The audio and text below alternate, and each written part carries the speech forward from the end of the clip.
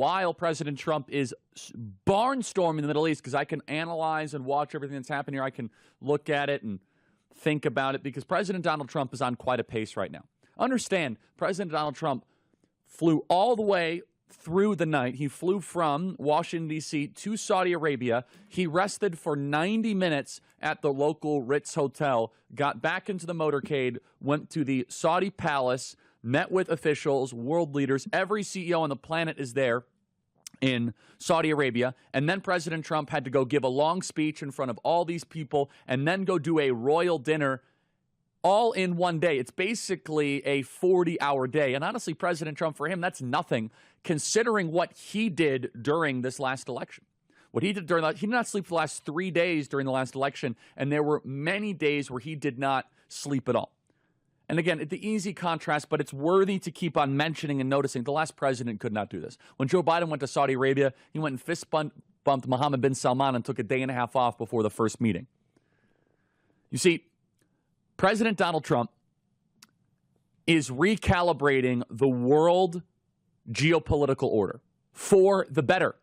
He's recalibrating the Middle East to look to the West. As we mentioned yesterday, those three countries, UAE, Qatar, and Saudi Arabia, like them or not like them, understand Saudi Arabia was involved, many of them 9/11 hijackers. Qatar, a lot of people are upset with what they may or may not be doing with Hamas and the Palestinian Authority. That's not what this trip is about. This trip is about the macro picture. Which way do we want these increasingly wealthy and powerful kingdoms to point? Do we want them to point towards America and our value system? Or do we want them to point towards the Chinese Communist Party? And understand, Mohammed bin Salman, the Crown Prince of Saudi Arabia, he is being very smart in how he's sophisticating the finances of Saudi Arabia. It's more than just oil. It's more than just petroleum. They have a remarkably ambitious sovereign wealth fund. They've invested in artificial intelligence tremendously. The Saudi investment fund, very successful, and they are now investing in America, which we want. Donald Trump is going to come home with trillions of dollars of investment to the United States of America. Trillions of dollars of investment in factories and plants to our home country. But let's go a level deeper. President Trump, by the way, just finished an amazing day in Qatar, in Doha, where they announced they're going to go buy nearly 200 Boeing planes. Big deal for American jobs. They're going to invest hundreds of billions of dollars into America. But I want to analyze President Trump's speech in Saudi Arabia. The typical speech that would be given if George W. Bush would have went there or if Barack Obama would have been a lot different. It would have been finger wagging. It would have been, we are here to go reorganize the Middle East to our liking. Now, look, we've been very clear on this program. We're not a fan of Mohammedanism at all. We stand, for example, with Israel against the barbarians that oppose civilization. But we also know as a country, we have limitations. We must have the prudence to know that our own country has immediate concerns and that going to the Middle East and shaming Saudi Arabia would do us no good.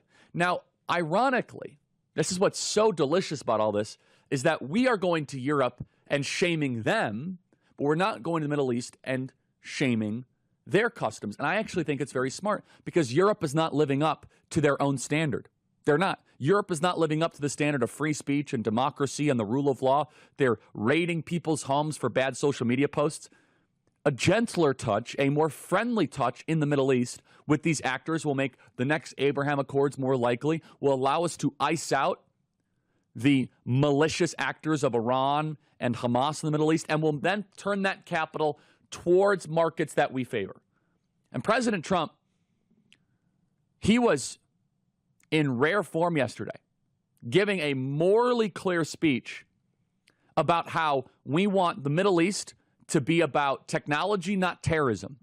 We want the Middle East to be about investment and purpose. For years, our leaders put America last. And in the process, they caused untold destruction in the Middle East. Just ask the people of Iraq or Syria or Libya what America last meant for their countries. President Donald Trump, 279, play it.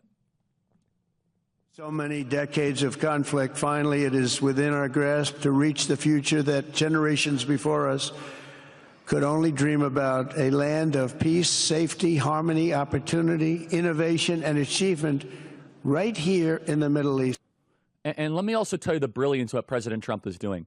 This is a long-term American partnership. Look, you might say the lefties, they're so short-sighted. Oh, Saudi Arabia is going to be irrelevant because we're transitioning away from petroleum to green energy. First of all, how are you going to power all your AI data centers? How are you going to have ChatGPT and quantum computing with solar panels? Do you understand the remarkable amount of energy it takes to run just a singular AI data center? One conversation with ChatGPT requires 10 times more energy than a simple Google search. One. And more people are using AI than ever before. So, in fact, the Middle East is going to be more important as to LNG, petroleum-based, quick, high combustible energy for the AI renaissance that we're going to be entering. But a level deeper than that.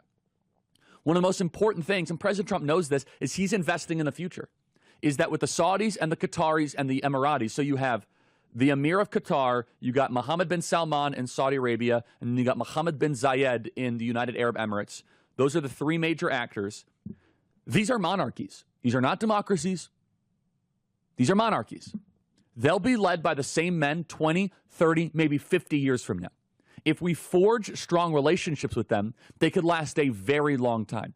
And some people say, oh, Charlie, we shouldn't be cozying up to all these people. Time out. What we want them to do is to grow closer to deals like the Abraham Accords, Western values, because if we do not engage with this part of the world, they will go to Beijing. And that will be bad for the planet and bad for humanity. President Donald Trump touts the investment. By the way, has the media been covering this? I mean, I got to look at I got Wall Street Journal. I'll read it in a second. But the New York Times. Emboldened president jumps ethical barriers. That's their lead. Officers say Gaza near starvation. Trump will lift sanctions on devastated Syria. That is big. No, that's a big deal. He should do that, by the way.